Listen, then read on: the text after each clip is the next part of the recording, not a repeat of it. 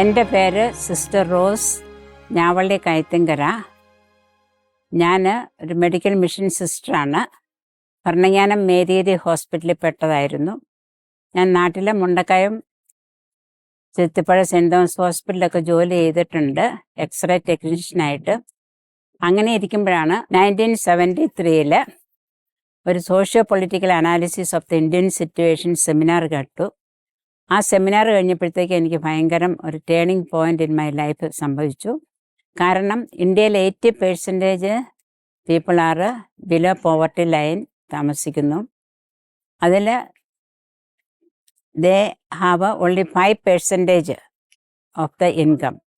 The rest 20% only people have got very little land or upper middle class. This സ്ട്രക്ക് me. എന്നിട്ട് ഞാൻ അതിന് വേണ്ടിയിട്ട് എൻ്റെ എക്സ്റേ പ്രൊഫഷൻ കഴിഞ്ഞിട്ട് ഞാൻ സോഷ്യൽ വർക്ക് പഠിക്കാൻ വേണ്ടി ഭോപ്പാൽ യൂണിവേഴ്സിറ്റിയിൽ PSW അറ്റൻഡ് ചെയ്തു. 74 തുടങ്ങി 77 വരെ. അത് കഴിഞ്ഞേച്ച് ഞാൻ നേരെ ഗാരോ ഹിൽസ് വന്ന് ജോലി തുടങ്ങി. ഞാൻ ഇവിടെ വരുമ്പോഴത്തേക്കും ടു മൈ ഗ്രേറ്റ് സർപ്രൈസ് മനുഷ്യർക്ക് ലോയിൻ ക്ലോത്ത് മാത്രമേ ഉണ്ടായിരുന്നുള്ളൂ, ബോത്ത് മെൻ ആൻഡ് വിമന്. സ്ത്രീകൾക്ക് മുകളിലും ഒന്നുമില്ലായിരുന്നു. പിള്ളേരും almost complete naked, no small baby dress. അതൊരു ഭയങ്കര cultural ഷോക്കായിരുന്നു.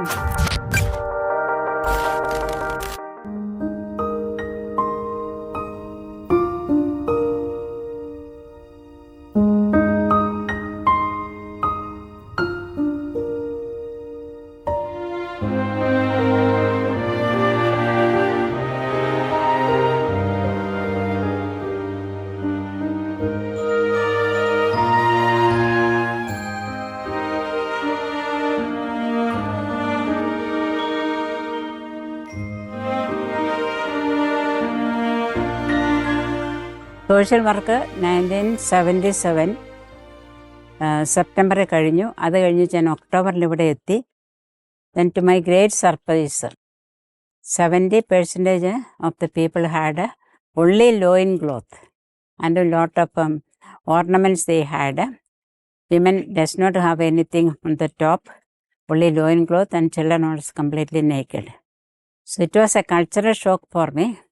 At the same time, people had their own dignity. Tribal dignity was there. ഒരിക്കലും അവർ മറ്റുള്ളവരെക്കാളും താഴെയാണ് എന്നുള്ളൊരു ഇൻഫീരിയോറിറ്റി അവർക്കില്ലായിരുന്നു. പിന്നെ ഞാൻ ഓർത്തു എങ്ങനെ ഇവരെ ഒന്ന് സഹായിക്കാൻ പറ്റും, അങ്ങനത്തെ ഒരു ചിന്തയായിരുന്നു. അപ്പം I have come to bring good news to the poor, to set liberty. This was my എൻ്റെ ഒരു വിചാരമായിരുന്നു, എങ്ങനെയല്ലേ ഇവരെ സഹായിക്കണമെന്ന്. അങ്ങനെ പലതരത്തിലും ഞാൻ ചെറിയ തോതിൽ ഇവരെ കോഴി വളർത്താനും പന്നി വളർത്താനും എങ്ങനെ ഒരു അഡീഷണൽ ഇൻകം ഉണ്ടാക്കാൻ വേണ്ടിയിട്ട് നോക്കി. പക്ഷെ അതുകൊണ്ടൊന്നും ടാഞ്ചിബിൾ റിസൾട്ട് കണ്ടില്ല. ഞാൻ ആദ്യം രാജപാല മെഡിക്കൽ മിഷൻ രാജപാലയിലായിരുന്നു. അതിലധികം റെഫ്യൂജി വില്ലേജസ് ആയിരുന്നു. ബംഗ്ലാദേശ് 71 വാറിൽ നിന്ന് ഒന്ന് ഗവൺമെൻറ് റീഹാബിലിറ്റേറ്റ് ചെയ്ത സ്ഥലമായിരുന്നു. അവർക്ക് 1 ബീഘ സ്ഥലമേ ഉണ്ടായിരുന്നുള്ളൂ. അതുകൊണ്ട് അധികം കൃഷിക്കും പറ്റത്തില്ലായിരുന്നു. അതുകൊണ്ടാണ് കോഴി വളർത്ത്, പന്നി വളർത്ത്, വീവിങ്, ഇങ്ങനെ പല പ്രോഗ്രാമും ചെയ്തു. അന്നിലൊന്നും ഒരു ടാഞ്ചിബിൾ റിസൾട്ട് ഇല്ലായിരുന്നു. അത് കാരണം കൊണ്ട് ഞാൻ 1984 ഞാൻ മെൻറ്റിപ്പതാറിന് എനിക്ക് ട്രാൻസ്ഫർ കിട്ടി. ഇവിടെ വന്നു കഴിഞ്ഞ് സെയിം തിങ് തുടങ്ങി. മഹിളാ സമിതി, ചിൽഡ്രൻസ് ക്രഷ്, എങ്ങനെയാലും അറ്റ്ലീസ്റ്റ് റിലീഫ് വർക്ക്. പക്ഷേ ഞാൻ ഒട്ടും സാറ്റിസ്ഫൈഡ് അല്ലായിരുന്നു. കാരണം റിലീഫ് വർക്ക് കൊണ്ട് കാര്യമില്ല, എന്തേലും ഒരു ജീവിതത്തിലേക്ക് ചേഞ്ച് വരുത്ത തുടങ്ങണം. അങ്ങനെ ഇരിക്കുമ്പോഴാണ് റബ്ബർ നടന്ന കാര്യം ഓർത്തത്. ഇവിടെ ഒരു മലയാളി സോയിൽ കൺസർവേഷൻ ഓഫീസർ ഉണ്ടായിരുന്നു. പുള്ളി 2 ടെസ്റ്റ് ചെയ്തു റബ്ബർ. അപ്പം അത് നല്ലപോലെ വളർന്നു കണ്ടു. അപ്പം ഞാൻ ഓർത്ത് റബ്ബർ ബോർഡുമായിട്ട് കോണ്ടാക്ട് ചെയ്ത് റബ്ബർ ബോർഡിൻ്റെ സഹായത്തോടെ റബ്ബർ നടാവുന്നു.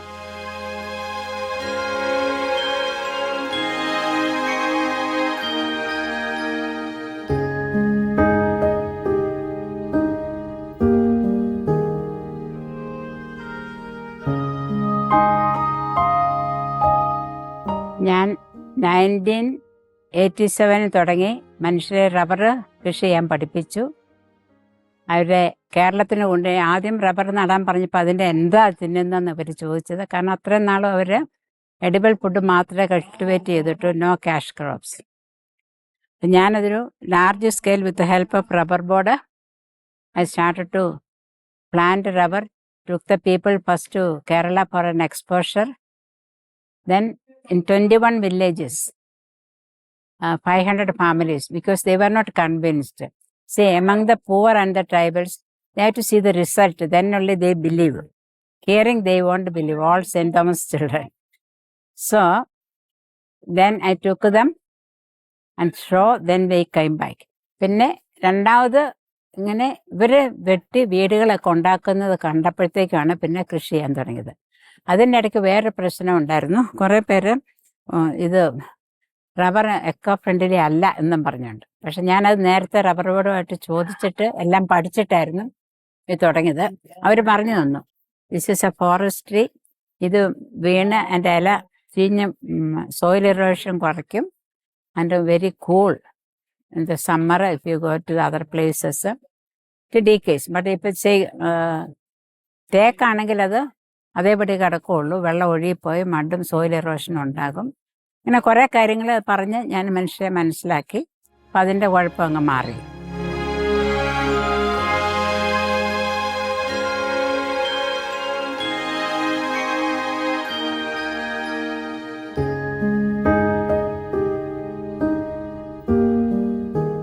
ഞാനിവിടെ 1977 വരുമ്പം മനുഷ്യർക്ക് ബാംബു ഹൗസും അതിൻ്റെ ടാച്ചിങ്ങും ഒരുതരം ഗ്രാസ് ആയിരുന്നു.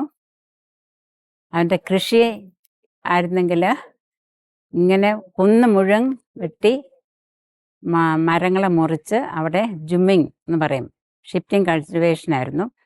ആ കൾട്ടിവേഷൻ്റെ അകത്ത് അവർ ഒരു സെയിം സ്ഥലത്ത് നെല്ല്, മില്ലറ്റ്സ്, മഞ്ഞൾ, ഇഞ്ചി, മത്തങ്ങ, കുമ്പളങ്ങ എല്ലാ കാര്യവും.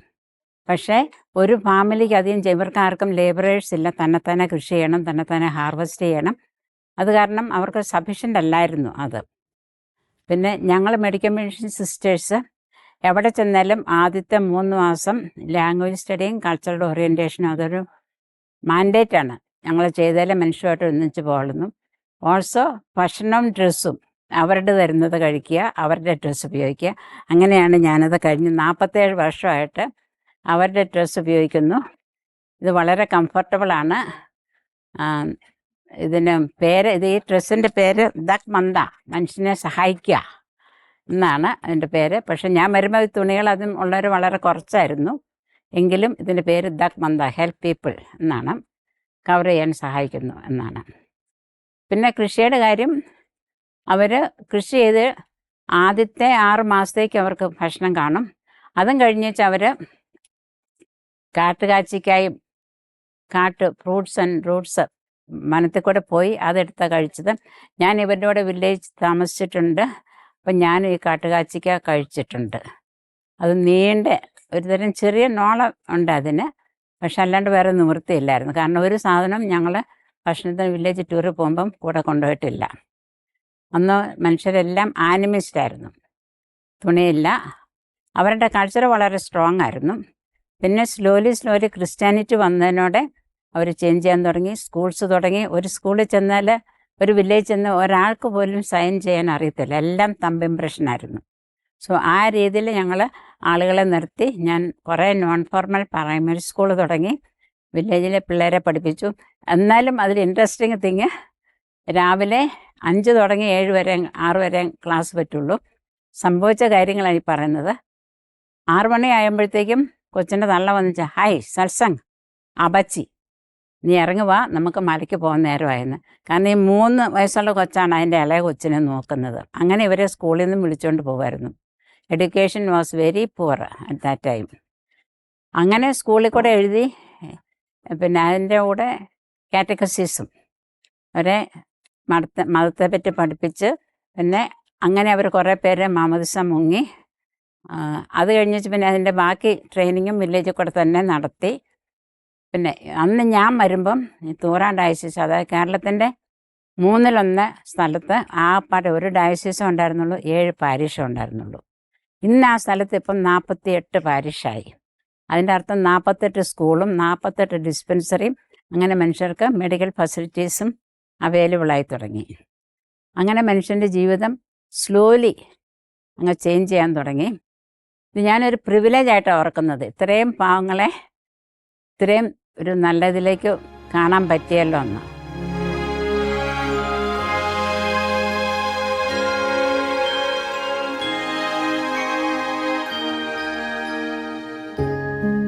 എൻ്റെ ജീവിതത്തിൽ പല എക്സ്പീരിയൻസും ഉണ്ടായിട്ടുണ്ട്. ആദ്യകാലങ്ങളിൽ നമ്മൾ 20-25 കിലോമീറ്റർ നടന്നു വേണം ഓരോ വില്ലേജിൽ പോകാൻ. ഒരു ദിവസം 25 കിലോമീറ്റർ ദൂരെ നിന്ന് മനുഷ്യർ നടന്നു വന്നിച്ചും പറഞ്ഞു, സിസ്റ്റർ നേഴ്സിനോട് പറഞ്ഞു, രാജപാലയിൽ വെച്ച് സിസ്റ്റർ ആനായിരുന്നു, ഒരു ഡെലിവറി കേസ് 2 പിള്ളേരുണ്ട്, അതുകൊണ്ട് ഡെലിവറി ആകുന്നില്ല, സിസ്റ്റേഴ്സ് വേഗം വരണം. വേറെ ഹോസ്പിറ്റൽസ് ഒന്നുമില്ല, ഞങ്ങൾ സിസ്റ്റേഴ്സാണ് ഹോം ഡെലിവറി എല്ലാം എടുത്തുകൊണ്ടിരുന്നത്. അപ്പോൾ സിസ്റ്റർ എന്നെ കൂട്ടുകൊണ്ടുപോയി. ഞങ്ങൾ രാവിലെ 10 മണിക്ക് ഇറങ്ങി. 10 മണിക്ക് ഇറങ്ങി വെച്ച് സാൻഡ്വിച്ചും വെള്ളവും മാത്രം എടുത്തു. നടന്ന് ആനക്കട്ടിക്കൂടെയാണ് നടന്നു പോകുന്നത്. അവിടെ ചെന്നു. വൈകിട്ട് 5 മണിയായപ്പോൾ എത്തി. അന്നേരത്തേക്കും ഡിസംബർ ആയിരുന്നുകൊണ്ട് ഇരുട്ടും, നേരത്തെ 4 ആകുമ്പോഴേ എത്തിക്കഴിഞ്ഞ് സിസ്റ്റർ പരിശോധിച്ച് നോക്കിയപ്പോഴത്തേക്കും ബ്ലാഡറായിരുന്നു. ഒരു കൊച്ചും മറ്റത് ബ്ലാഡറാണ്. കാരണം 3 ദിവസമായിട്ട് ഈ സ്ത്രീ മൂത്രം ഒഴിച്ചിട്ടില്ല. എന്നിട്ട് അവിടെ ചെന്നപ്പോൾ എൻ്റെ കൾച്ചറൽ ഷോക്ക്, ഇതിനെ ഇങ്ങനെ പുറത്ത് അവർക്ക് ഒരു സിറ്റ് ഔട്ടുണ്ട് അവരുടെ പഴയ കാലത്തെ വീടുകളിലൊക്കെ, പുറത്ത് വെറുതെ ഒരു തുണി പോലും ഇല്ലാണ്ട്, ഒരു നൂല് പോലും ഇല്ലാണ്ട് ഇതിനെ ഒരു പരമ്പെ കടത്തിയിരിക്കുകയാണ്. അന്നേരം സിസ്റ്റർ കണ്ട ഉടനെ പറഞ്ഞു, ഇതിന് പിന്നെ ഞങ്ങൾ കാത്തറ്ററൊക്കെ കൊണ്ടായിരുന്നു, യൂറിൻ എടുത്തു കഴിഞ്ഞിട്ട് ഫോഴ്സപ്സ് ചെയ്ത് എടുക്കാമെന്ന് നോക്കി സിസ്റ്റർ കൈ ഇട്ടപ്പോഴത്തേക്കും തലമുടിയെല്ലാം, കൊച്ച് മരിച്ചു പോയായിരുന്നു, മാസറേറ്റഡായി തലമുടിയെല്ലാം പറഞ്ഞു പോരുക. പിന്നെ ഉടനെ ഞങ്ങളടുത്ത് ഹോസ്പിറ്റലിൽ കൊണ്ടുവന്നത് ഡോക്ടറിനെ, പോൾവാരിയിൽ ഒരു ഡോക്ടറിൻ്റെ അടുത്ത് പോയി. അപ്പം ഒരു വണ്ടി വരുന്നുണ്ടായിരുന്നു തൂറായിൽ നിന്ന്. ഒരു 4 കിലോമീറ്റർ നടന്നു കഴിയുമ്പം ആ വണ്ടി കിട്ടും. അപ്പം ഞങ്ങൾ ഓടി, വില്ലേജിൽ ഒരു മനുഷ്യനും. അപ്പം ഞാൻ ചെന്ന ഉടനെ ഉണ്ടായിരുന്നില്ല, ലാംഗ്വേജ് പഠിക്കുന്നുണ്ടായിരുന്നുള്ളൂ. അവർ പറഞ്ഞ 1-2 വാക്ക് എനിക്കറിയാമായിരുന്നു. ഞങ്ങൾ അവിടെ പോയി ഹോസ്പിറ്റലിൽ, പിന്നെ ഒരു 20 കിലോമീറ്റർ ഉണ്ട്, ആ ബസ്സിൽ പോയി ഹോസ്പിറ്റലിൽ ചെന്ന് PHCയിലെ ഡോക്ടറെ കണ്ടു കഴിഞ്ഞപ്പം, ഇന്നതുപോലെ ഒരു കേസുണ്ട് ഡോക്ടറെ, ഫോഴ്സപ്സ് തരാമോ, ഞങ്ങൾ എടുക്കാനാന്ന് പറഞ്ഞു. അപ്പം ഡോക്ടർ പറഞ്ഞു, പേഷ്യൻ്റെ ഇങ്ങോട്ട് കൊണ്ടുവരിക, നിങ്ങൾ ചിലപ്പോൾ അത് ബ്ലീഡിങ് ഉണ്ടായാലും എന്ത് ചെയ്യും, അത് കാരണം ഇങ്ങോട്ട് കൊണ്ടുവരിക എന്ന് പറഞ്ഞു.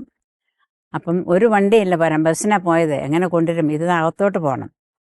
അങ്ങനെ നിന്നപ്പം ഡോക്ടർ തന്നെ പറഞ്ഞു, PWD ഡിപ്പാർട്ട്മെൻറ്റിൽ ചെന്ന് അവരുടെ ട്രക്ക് ലോഡ് ചെയ്തിട്ടില്ലെങ്കിൽ പേഷ്യൻ്റെയും കയറ്റിക്കൊണ്ട് വരാം, അവിടെ ചെന്ന് ചോദിക്കാൻ പറഞ്ഞു. പിന്നെ ഞാൻ നടന്ന്, എൻ്റെ കൂടെ ആരും അറിയാവുന്നൊരു മനുഷ്യൻ, മറ്റേ സിസ്റ്റർ പേഷ്യൻ്റെ കൂടെയാണ്, നടന്ന് ചെന്ന് PW ചോദിച്ചപ്പോൾ ഫോർച്ചുനേറ്റ്ലി അത് ലോഡ് ചെയ്തിട്ടില്ലായിരുന്നു, അല്ല ഇവർ മെറ്റൽസ് കൊണ്ടുവന്നാണ്. ആ ട്രക്കും വിളിച്ചുകൊണ്ട് ഞാൻ വേഗം ചെന്നു. അത് കഴിഞ്ഞിട്ട് ഒരു ചെറിയ കൾവേർട്ട് പോലെ ഉണ്ട്, അവിടെ വണ്ടി പോവുകയല്ലായിരുന്നു. ട്രക്ക് അവിടെ ഇട്ടേച്ച് പിന്നെ 1 കിലോമീറ്റർ നടന്ന് ഈ പേഷ്യൻറ്റിനെ കൊണ്ടുവരാൻ വേണ്ടി ചെന്നപ്പോഴേ അവർ പറയുന്നത്, ഇവരുടെ ഹോസ്പിറ്റാലിറ്റി ഭയങ്കരമാണ്. ചെന്നപ്പോഴേ പറയാം, സിസ്റ്റർ ഒന്നും കഴിച്ചില്ലല്ലോ, കഴിക്കാനും പറഞ്ഞുകൊണ്ട് അവരുടെ സ്റ്റിക്കി റൈസ് ഉണ്ടാക്കി. ഞാൻ പറഞ്ഞു, ഇപ്പം കഴിക്കുന്നില്ല, പേഷ്യൻറ്റിനെ വേഗം ആശുപത്രിയിൽ എത്തണം എന്ന് പറഞ്ഞു. അപ്പം ഇവരോട് പറഞ്ഞു, പേഷ്യൻറ്റിനെ എടുക്കാൻ പറഞ്ഞു പരമ്പോടെ കൂടി. ഉടനെ അവർ നോക്കി നിൽക്കുക, കഴിച്ചില്ലല്ലോ. അതുപോലെ അത്ര സ്നേഹമാണ് ഇവർക്ക്, മനുഷ്യർക്ക്. നമുക്ക് ഏത് രാത്രിക്കും ഏത് വീട്ടിലും പോവുകയും ചെയ്യാം, കിടക്കുകയും ചെയ്യാം. ഏത് രാത്രിക്ക് പോയാലും ആരും ഒരു ശല്യവും ചെയ്യല. ഈ നാട്ടിൽ പൂവാലന്മാരില്ല ശല്യം ചെയ്യാൻ. അങ്ങനെ ഞങ്ങൾ പിന്നെ ഇവർ പൊക്കാത്തതുകൊണ്ട് ഞാനും സിസ്റ്ററും കൂടെ പരമ്പ പിടിച്ച് പൊക്കി വണ്ടിയുടെ. അന്നേരത്തേക്ക് 1 കിലോമീറ്റർ നടക്കണം ആ ട്രക്ക് ചെല്ലുന്നിടത്ത് പോലും. ഏതായാലും അന്നേരം ഇവർ മേടിച്ചു കൊണ്ട് ട്രക്ക് കെട്ടി. എന്നിട്ട് ആ പൊതിയാക്കി സ്റ്റിക്കി റൈസും ഒരു ഓംലെറ്റും കൂടെ, ഓംലെറ്റ് വെറുതെ ഫ്രൈഡ് എഗ്ഗാണ്, അതും കൂടെ തന്നു വിട്ടു. ഞങ്ങൾ അവിടെ ചെന്ന് ഹോസ്പിറ്റലിൽ കാണിച്ച പേഷ്യൻറ്റിനെ കാണിച്ചു കഴിഞ്ഞ് 12 മണിക്കാണ് എന്തെങ്കിലും കഴിക്കുന്നത്, രാത്രി പാതിര. നല്ല രുചിയായിരുന്നു ഭക്ഷണത്തിനെന്ന്, കാരണം അതുപോലെ വിശന്നു. അന്ന് വിശപ്പൊന്നും ഒരു പ്രശ്നമല്ല, എങ്ങനെയായാലും ജീവൻ രക്ഷിക്കണം, മനുഷ്യരെ വെൽഫെയറാക്കി കൊണ്ടുവരണം എന്ന്. അങ്ങനത്തെ ഒരു സംഭവം. സിസ്റ്റേഴ്സിൻ്റെ ഹൗസിലിരിക്കുകയല്ല, ഇങ്ങനെ ഞായറാഴ്ച കുർബാന കഴിയുമ്പോൾ ഇറങ്ങും, ശനിയാഴ്ച പോയിട്ട് തിരിച്ചു വരും. അങ്ങനെ ഒരു വില്ലേജിൽ കൂടെ ഇങ്ങനെ ഒരു വില്ലേജിൽ പോയി താമസിച്ചു. അപ്പം അവസാനം പുതിയ വില്ലേജ് ആയിരുന്നുകൊണ്ട് ഞങ്ങൾ ഞാനും വേറൊരു സിസ്റ്റം വളരെ സ്പിരിറ്റഡ് സിസ്റ്റർ മരിയ കുമ്പളന്നാനും ഞങ്ങൾ രണ്ടും കൂടെ തീരുമാനിച്ചു കുറേ എക്സ്പ്ലോർ ചെയ്യാം. കാരണം ഇവർക്ക് മനുഷ്യരെ കണ്ടില്ല, ഇവരിങ്ങനെ മലയുടെ അവിടെ തന്നെ താമസിക്കും. ഒരു വില്ലേജിൽ നിന്ന് വേറൊരു വില്ലേജിലോട്ട് പോയി ഞങ്ങൾ കുറേ അരിയും പിന്നെ കുറച്ച് ചായപ്പത്തയും ടീ ലീവ്സും ഷുഗറും എല്ലാം കൂടെ എടുത്തുകൊണ്ട് പോയി. ഈ ജാമ്പാറ എന്ന് പറഞ്ഞ വില്ലേജിൽ ചെന്നു. അവിടുന്ന് ഒരു പയ്യൻ കൂടെ വന്നു. എന്നിട്ട് ഞങ്ങൾ ഒരാഴ്ചത്തേക്കുള്ള പ്ലാനായിരുന്നു. കാരണം ഒരു വില്ലേജ് ചെന്നപ്പോൾ ആരുമില്ല വില്ലേജിൽ, എല്ലാം മല കൃഷി ചെയ്യാൻ പോയിരിക്കുകയാണ്. അപ്പം ഞങ്ങൾ തന്നെ കഞ്ഞി വെച്ച് 2 ആളുണ്ടായിരുന്നു, അതിനോട് മുരിങ്ങയില കൊണ്ട് പറിച്ചിട്ട് കഞ്ഞി വെച്ച് കഴിച്ചു. അത് കഴിഞ്ഞ് അവിടുന്ന് നടന്ന് അടുത്തൊരു വില്ലേജിൽ ചെന്നു. അവിടെ ചെന്ന് കഴിഞ്ഞപ്പോഴത്തേക്കും ഈവനിങ് ആയതുകൊണ്ട് മനുഷ്യരുണ്ടായിരുന്നു. അപ്പോൾ അതിലൊരു മനുഷ്യൻ എന്നെ കണ്ടിട്ടുണ്ടായിരുന്നു. അപ്പം എന്നെ കണ്ടത് വളരെ സന്തോഷത്തോടു കൂടി, ഇത് മെയിൻ റോഡിൽ നിന്നൊരു 15 കിലോമീറ്റർ നടക്കണം. വളരെ സന്തോഷത്തോടു കൂടി പുള്ളി വന്ന് ഒരു കോഴിയൊക്കെ കൊന്ന് ഞങ്ങൾക്ക് ചോറ് തന്നു. പാതിരയായി ചോറുണ്ടുമ്പോഴത്തേക്കും. ഇത് കഴിഞ്ഞ് വെച്ചാൽ കിടന്നു. അപ്പം ഞാൻ ആ പയ്യനോട് പറഞ്ഞു, നീ നാളെ രാവിലെ എനിക്ക് ഇത് പിന്നെ ഞങ്ങൾ ചായപ്പൊടി കൊണ്ടുവന്നിട്ടുണ്ട്, അടുത്ത വില്ലേജിൽ പോകുന്നുണ്ട്. ഇപ്പോൾ വെളുപ്പിനെ 4 മണിക്ക് പോകണം, അല്ല ഇവരെല്ലാം മല കൃഷി ചെയ്യാൻ പോകും, അല്ല വൈകിട്ടേ കാണത്തുള്ളൂ. അപ്പം അവിടെ ചെല്ലാം.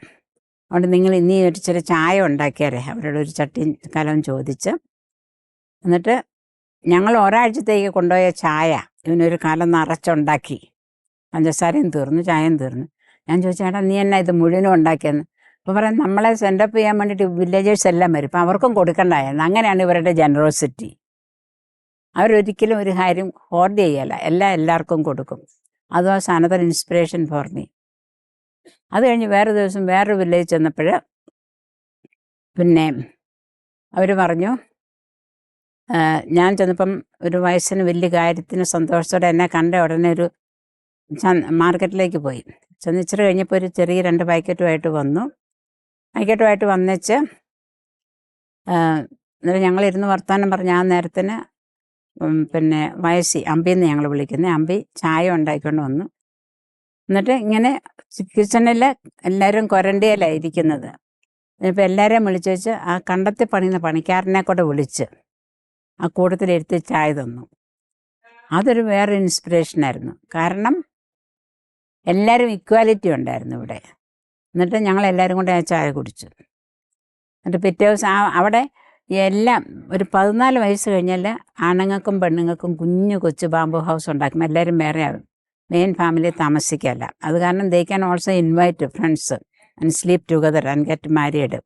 So these all are accepted പിന്നെ കൾച്ചർ. അത് കഴിഞ്ഞ് അന്ന് രാവിലെ ഞാൻ എണീറ്റു. പന്തെന്ന് പറയും, യൂത്തിൻ്റെ കൊച്ചു മുറിയിലാണ് ഞാൻ കിടന്നത്. രാവിലെ എണീറ്റ് പശുവിനെ ഇപ്പം കണ്ടത്തിൽ നിന്ന് നെല്ല് കൊയ്തേച്ച് ഇങ്ങനെ അത് വട്ടത്തിലിട്ട് വെച്ച് പശുവിനെ 3-4 പശുക്കളെയാണ് അങ്ങ് നടത്തുന്നത്. അപ്പം ഞാൻ ചോദിച്ചു, ഞാൻ നോക്കപ്പോൾ ഈ 4 പശുക്കളും നെല്ല് മുഴുവൻ തിന്നുകൊണ്ടിരിക്കുക. അപ്പം ഞാൻ ചോദിച്ചു, ഇത് കണ്ടില്ലേ അച്ചു, നെല്ല് മുഴുവൻ പശു തിന്നുന്നല്ലോ എന്ന്. ഉടനെ പുള്ളി അതൊരു ചിരിയും ചിരിച്ചുകൊണ്ട് എന്നോട് പറയാണ്, സിസ്റ്ററെ ഇവർ ജോലി ചെയ്യുന്നുണ്ട്, അതുകൊണ്ട് അവർക്ക് തിന്നാനുള്ള അവകാശം ഉണ്ടെന്ന്. ഞാൻ നാണിച്ചു പോയി. നമ്മൾ ഇത്രയും നേച്ചറുമായിട്ട് നമ്മൾ ജീവിക്കുകയല്ല, അവർ പ്യുവറായിട്ട് നേച്ചറുമായിട്ട് ജീവിച്ച് ഒരു സന്തോഷത്തോടെ സമാധാനത്തോടെ. ഈ നാട്ടിൽ പാമ്പ് കടി വളരെ കുറവാണ്. പാമ്പിനെ കണ്ട് അവർ കൊല്ലുകയല്ല, അങ്ങ് വിട്ടേക്കും പൊക്കോളേനെ. അതുപോലെ തന്നെ ആന. ഇവർക്കൊരു വിശ്വാസമുണ്ട് എല്ലാ ആനിമൽസിനും മതം ഉണ്ടെന്നുള്ളത്.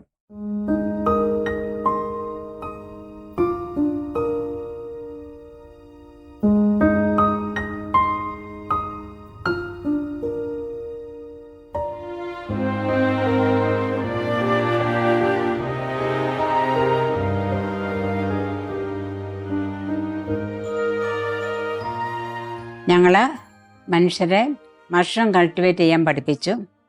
ആദ്യം കിട്ടുന്നത് വേൾഡ് ബാങ്കിൻ്റെ ഹെൽപ്പോടെ ട്രെയിനിങ് പ്രോഗ്രാം നടത്തി. അപ്പം മഷ്റൂം വളരെ പ്രോഫിറ്റബിളാണ്. കാരണം 21 ദിവസം കൊണ്ട് വേറെ ഒന്നിനും നമുക്ക് പൈസ ഇൻകം കിട്ടിയല്ല. മഷ്റൂം എന്ന് പറഞ്ഞാൽ അധികം സ്ഥലവും വേണ്ട, 21 ദിവസം കൊണ്ട് നമുക്ക് പൈസയാകും. അത് കാരണം അതിൻ്റെ എഫക്റ്റ് കണ്ടുകൊണ്ട് ഞങ്ങൾ പിന്നെ അണ്ടർ ദ സെൻട്രൽ ഗവൺമെൻറ് സ്കീമിൽ ഞങ്ങൾ 700 ഫാമേഴ്സിനെ ഓർഗനൈസ് ചെയ്തു. 1000 ആക്കാനാണ് പ്ലാന്. എന്നിട്ട് അവരെ ലാർജ് സ്കെയിലിൽ മഷ്റൂം കൃഷി തുടങ്ങി. അത് മനുഷ്യർക്ക് ലാൻഡ്ലെസ് പീപ്പിളിന് വളരെ ഹെൽപ്പാണ്.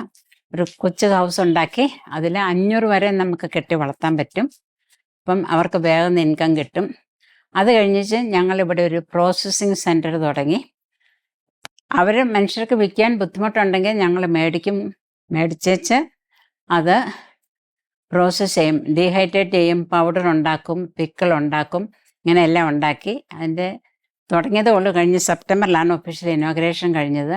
So for future we are trying to sell. Marketing is the biggest problem. People like but then they won't be able to sell the bulk. So we have started as a mega food cooperative society. അവിടെ ഞങ്ങൾ മേടിച്ച് process ചെയ്തേച്ച് ഇത് വിൽക്കുന്നുണ്ട്.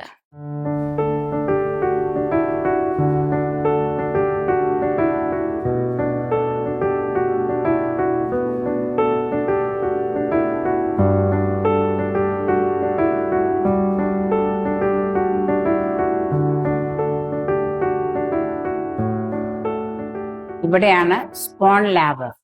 ഞങ്ങൾ തന്നെ spawn എന്ന് പറഞ്ഞാൽ മഷ്റൂമിന് ഉണ്ടാക്കുന്ന വിത്ത്, അതിൻ്റെ വിത്ത് ഇവിടെ ഞങ്ങൾ തന്നെ പ്രൊഡ്യൂസ് ചെയ്ത് മനുഷ്യർക്ക് കൊടുക്കാനാണ് ഉദ്ദേശിക്കുന്നത്. ഞങ്ങൾക്ക് 2 സയൻറ്റിസ്റ്റ് ഉണ്ട് ഇവിടെ ഇത് ചെയ്യാൻ വേണ്ടിയിട്ട്. MSc chemistry.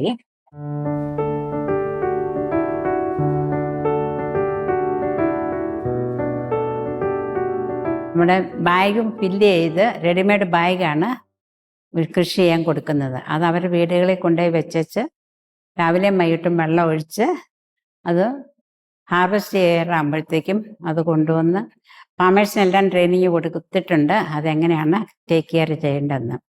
അപ്പോൾ ഈ സ്പോൺ ഉണ്ടാക്കുന്നതിന് മുമ്പ് നമ്മൾ മീറ്റ് മേടിക്കണം, വാഷ് ചെയ്യണം, അത് കഴിഞ്ഞിട്ട് സ്റ്റെറിലൈസ് ചെയ്ത് അതിനുള്ള ഓട്ടോക്ലേവ് മെഷീൻസാണിത് ചെയ്തിട്ടാണ്. എല്ലാം വളരെ ഹൈജീനിക് ആയിരിക്കണം, അതർവൈസ് ഫംഗസ് പിടിക്കും. അന്നേരം നമ്മുടെ പ്രൊഡക്ഷൻ അത്ര ശരിയാകത്തില്ല.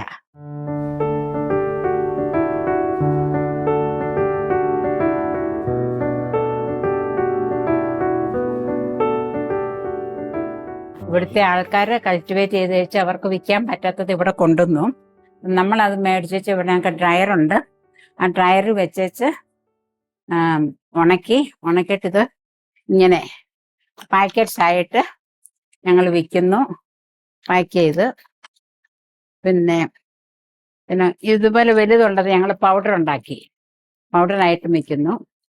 ഇത് പിന്നെ സ്പോൺ പിന്നെ നഷ്ടപ്പെടാതിരിക്കാൻ വേണ്ടി ഇങ്ങനെ ഈ കോൾഡ് സ്റ്റോറേജിൽ വെച്ചിരിക്കുകയാണ്. പിന്നെ ഇവിടെ പിക്കിൾ ഉണ്ടാക്കിയിട്ടുണ്ട്.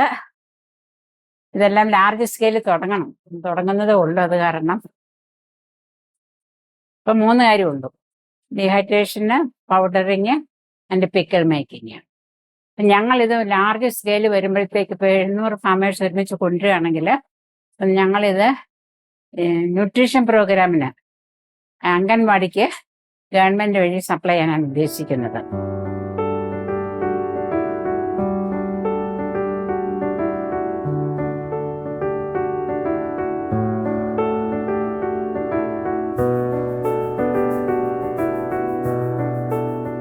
ഇത് ബ്ലാക്ക് റൈസ് ആണ്. അതിന് 1 കിലോയ്ക്ക് 200 രൂപ വരെ വിലയുണ്ട്. അപ്പം ഞങ്ങൾ 100 കൊടുക്കുന്നുള്ളൂ, പാവങ്ങളല്ലെന്ന് കരുതി. ഇത് ഇങ്ങനെ അങ്ങ് വളരും. അത് നെല്ല് കൃഷി നമ്മൾ കുക്ക് ചെയ്താൽ ഒരുതരം ഡീപ്പ് വയലറ്റ് കളറുമായിട്ടിരിക്കും. ഈ നെല്ല് ഇവിടെ ഗാരോ ഹിൽസ് അധികം കൃഷി ചെയ്യുന്നില്ലായിരുന്നു. മണിപ്പൂരിസിൻ്റെ ആണ്. അവിടുന്ന് 1 കിലോയ്ക്ക് 300 രൂപ കൊടുത്ത് വിത്ത് മേടിച്ച് ICRൻ്റെ അവിടുന്ന് മേടിച്ച് ഇവിടെ മനുഷ്യരെ പഠിപ്പിക്കുന്നുണ്ട് ഇത് കൃഷി ചെയ്യാൻ. കാരണം ഇതിന് നല്ല വിലയും നല്ല ടേസ്റ്റുമാണ്. അപ്പം ഞങ്ങൾ വിത്ത് മനുഷ്യർക്ക് കൊടുക്കുന്നുണ്ട്. വേറെ കുറേശ്ശെ കൃഷി ചെയ്യാൻ തുടങ്ങി. വേറെ ഇതുകൊണ്ട് കേക്ക് ഉണ്ടാക്കിയല്ലേ നല്ല ടേസ്റ്റാണ്. വേറെ ഒന്നും വേണ്ട, ചുമ്മാതെ നമ്മൾ പൊടിച്ചേച്ച് കേക്ക് പോലെ ബേക്ക് ചെയ്താൽ മതി. അതിന് നല്ല ടേസ്റ്റുമാണ്.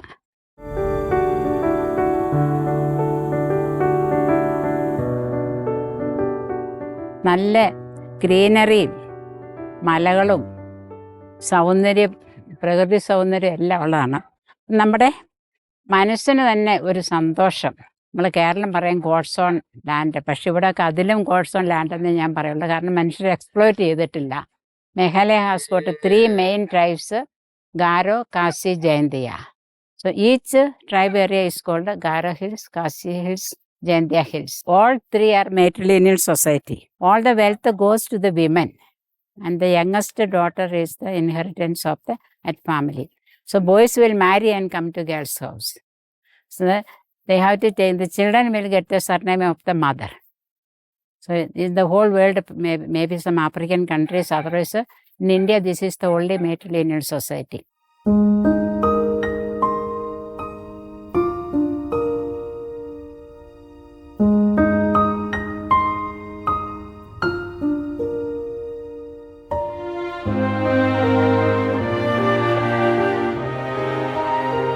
എനിക്ക് എൻ്റെ ജീവിതത്തിൽ നല്ല സന്തോഷവും സാറ്റിസ്ഫാക്ഷനും ഉണ്ട്, ഒരു ഫുൾഫിൽമെൻ്റ് രീതിയുണ്ട്.